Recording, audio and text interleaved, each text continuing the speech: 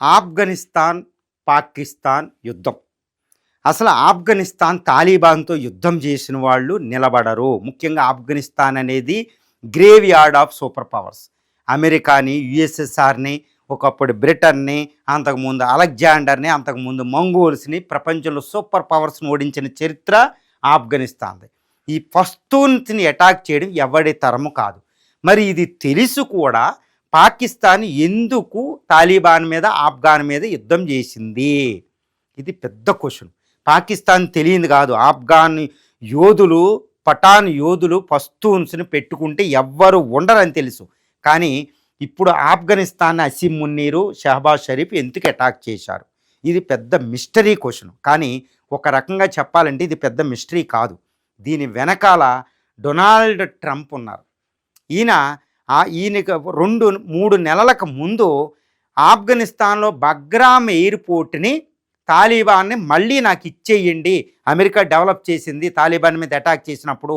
ఈ బగ్రామ్ ఎయిర్పోర్ట్కి దగ్గరలోనే చైనా అణ్వాయుధాలు దాచింది, చైనాకి దగ్గరగా ఉంది, బగ్రామ్ ఎయిర్పోర్ట్ నాకు ఇమ్మంటే తాలిబాన్ తిరస్కరించింది. మేము ఇవ్వము, అవసరమైతే ఇండియాకి ఇస్తామంటూ ఇండియాతో సంబంధాలు పెంచుకుంది. ఇండియాకి ఏంటంటే తాలిబాన్ విదేశాంగ శాఖ మంత్రి అమీర్ ఖాన్ ముత్తాకి వారం రోజులు పర్యటించడం జరిగింది. తర్వాత కామర్స్ మినిస్టర్ ఇంకో వారం రోజులు పర్యటించాడు. పాకిస్తాన్కి వ్యతిరేకంగా మనం ఏంటంటే తాలిబాన్ ప్రభుత్వం, ఆఫ్ఘాన్ ప్రభుత్వం ఇండియా అద్భుతమైన సంబంధాలు పెట్టుకుంటుంది. బాగ్రామ్ ఎయిర్పోర్ట్ ఇండియాకు వచ్చేలా ఉంది. ఆల్రెడీ ఇండియా అన్ని కార్యక్రమాలని ఆఫ్ఘాన్తో పెంచుకుంది. ఇది పాకిస్తాన్ దూరం చేసింది. ఇప్పుడు కొత్తగా వచ్చిన ఫీల్డ్ మార్షల్, పాకిస్తాన్ అధ్యక్షుడు అని చెప్పాలి ఆయన, కాకపోతే పైకి చెప్పరు అంతే. అక్కడ అధ్యక్షుడు ఉన్న షహబాజ్ షరీఫ్, అధ్యక్షుడు జర్దారీ ఉన్న అక్కడ వేస్ట్, ఫీల్డ్ మార్షల్ సంపూర్ణ నేత కూడా. అది రాజ్యాంగ సవరణ చట్టం చెప్తుంది. ఇప్పుడు ఇది ట్రంప్ ప్రోద్బలంతోనే ఆయన వచ్చారు. ఇప్పుడు ట్రంప్ ఎంకరేజ్ చేస్తే ఆఫ్ఘనిస్తాన్ని పాకిస్తాన్ అటాక్ చేసింది, రెచ్చగొట్టింది. ఫిబ్రవరి, అంతకుముందు 2 నెలల క్రితం అక్టోబరు 2025లో ఒక్కోసారి, తర్వాత ఫిబ్రవరి 8వ తారీఖు 22 తర్వాత ఫిబ్రవరి 26 మనం చూసాం. ఈ 3 వైమానిక దాడులు పాకిస్తాన్ అమెరికాను సంతృప్తిపరచడానికి చేసింది. ఎందుకంటే అక్కడ వరల్డ్ బ్యాంకు నుంచి నిధులు వస్తాయి అదనమాట. అంటే ఆఫ్ఘాన్ కెలుక్కున్నది తప్పనిసరి పరిస్థితుల్లో అసీం మున్నీరు, షహబాజ్ షరీఫ్ ఆఫ్ఘాన్ మీద అటాక్ చేయాలి. అంటే ఎంతటి కుట్ర ఉందో ట్రంప్ చూడండి. ట్రంప్ స్టేట్మెంట్ కూడా మనకు తెలుస్తుంది. ఆఫ్ఘాన్ పాకిస్తాన్ ఫైట్ చేసుకుంటుంటే, యుద్ధం చేసుకుంటుంటే డొనాల్డ్ ట్రంప్ ఎలా వచ్చిందో తెలుసండి. 2 దేశాలు కొట్లాడకూడదు, శాంతి సౌభాగ్యాలు కావాలి, యుద్ధాన్ని నేను ఆపుతాను, అన్ని యుద్ధాలు 8 యుద్ధాలు ఆపాను, ఇది 9వ యుద్ధం అని చెప్పలేదండి. పాకిస్తాన్ని తనకు తాను రక్షించుకోవడానికి, తన సార్వభౌమత్వాన్ని రక్షించుకోవడానికి, in order to protect it sovereignty, Pakistan Afghanistan మీద అటాక్ చేసింది. Okay, I like Pakistan, I like Asim Munir, I like Shehbaz Sharif అంటూ ఆయన స్టేట్మెంట్ ఇచ్చాడు. అంటే ఆఫ్ఘాన్కి వ్యతిరేకంగా పాకిస్తాన్ దాడిని ఆయన సమర్థించాడు. దీన్ని బట్టి ఈ ఆఫ్ఘనిస్తాన్తో కుట్ర బయటపడింది. ఇది ట్రంప్ వల్లే కుట్ర, భారీ కుట్ర. దీనివల్ల ఎవరికి నష్టం అంటే ఇండియాకి నష్టం. ఇప్పుడిప్పుడే ఆఫ్ఘనిస్తాన్ తాలిబాన్ ప్రభుత్వాన్ని స్ట్రాంగ్ చేసి పాకిస్తాన్కి దూరం చేసి ఇండియా అద్భుతమైన సంబంధాలు పెట్టుకుంటుంది. కాబట్టి తాలిబాన్ నాయకత్వాన్ని వీక్ చేయడానికి ట్రంప్ కుట్ర. ఈ ట్రంప్ పిచ్చి తొగ్గులక్క. అసలు ఇండియా ఇలా పెట్టుకోవడం వల్ల చైనాని బలహీనపరుస్తాం, అది అమెరికాకే లాభం. ఆఫ్ఘనిస్తాన్ శాంతి సుస్థిరతలుతుంటే అమెరికాకే నయ్యం, మిడిల్ ఈస్ట్ ఇది. కానీ ఆయన వేరుగా ఆలోచించి పాకిస్తాన్ మళ్ళీ రెచ్చగొట్టడం జరిగింది.